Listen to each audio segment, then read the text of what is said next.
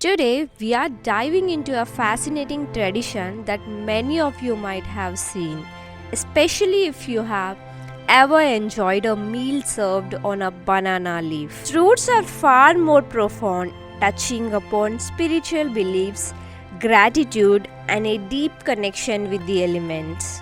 Bhumi, earth, Jala, water, Agni, fire, Vayu, air, and Akasha, ether.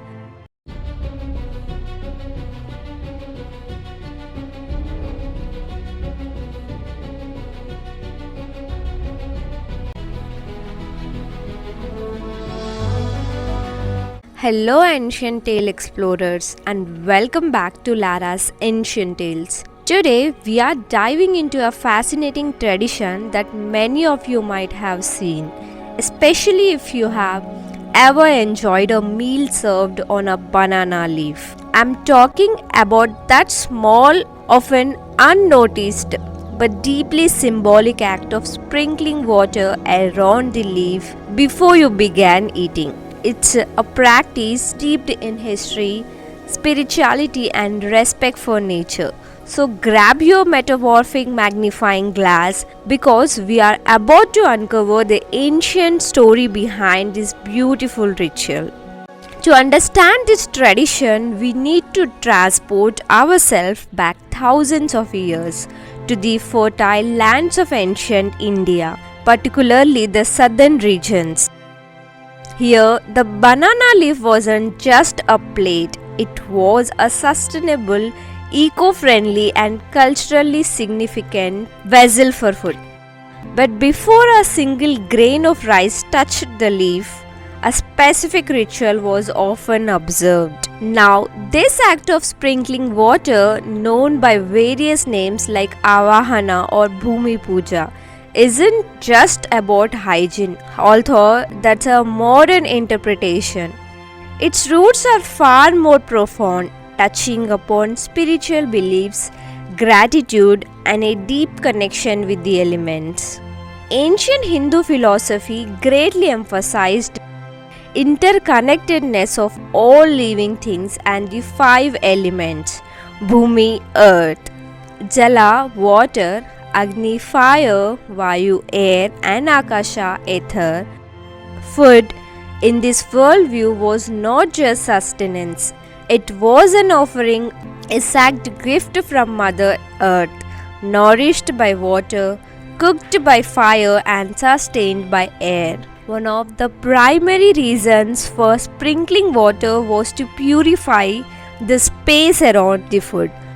Think of it as creating a sacred boundary, a protection circle that wards off any negative energies or distractions.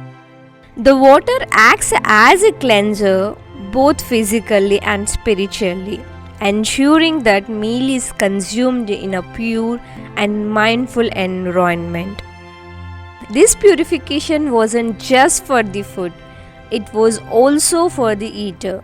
By performing this simple act, one was reminded to approach the meal with respect, gratitude, and a sense of devotion.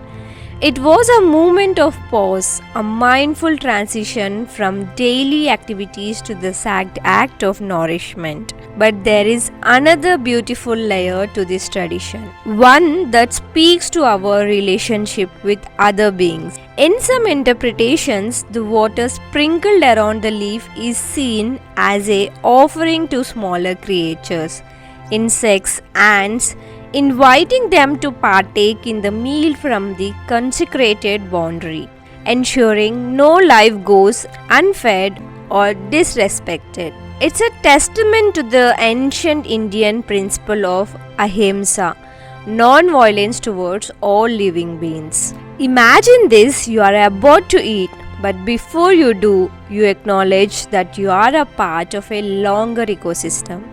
You thank the earth for providing the food, the water for its life-giving properties, and you share a small offering with the unseen beings around you. It's an act of humility and universal compassion. Furthermore, the ritual also carries a deeper spiritual meaning. It symbolizes an offering to the deities, particularly those associated with food and sustenance, like Annapurna, the goddesses of food and nourishment. By performing this act, one acknowledges the divine source of all food and expresses gratitude for the abundance. Some ancient texts and oral traditions also speak of the water as a symbolic barrier against earthly defilement. Before plates were common, eating directly on the ground or on leaves meant the food was closer to the earth. The water created a symbolic moat, keeping dust, impurities, and even the crawling creatures from directly touching the edible portion. So, the next time you see someone sprinkle water around a banana leaf, or even if you're eating a meal on a regular plate, take a moment to reflect. This ancient tradition reminds us to be grateful for our food, to eat mindfully, to respect nature, and to acknowledge our place within the grand tapestry of life. It's more than just water, it's a silent prayer, a gesture of respect, and a timeless connection to our ancestors who understood the profound spiritual significance of every meal. And that, my friends, is the ancient tale behind the sprinkling of water around the banana leaf. Isn't it incredible how such a small gesture can hold so much history and meaning?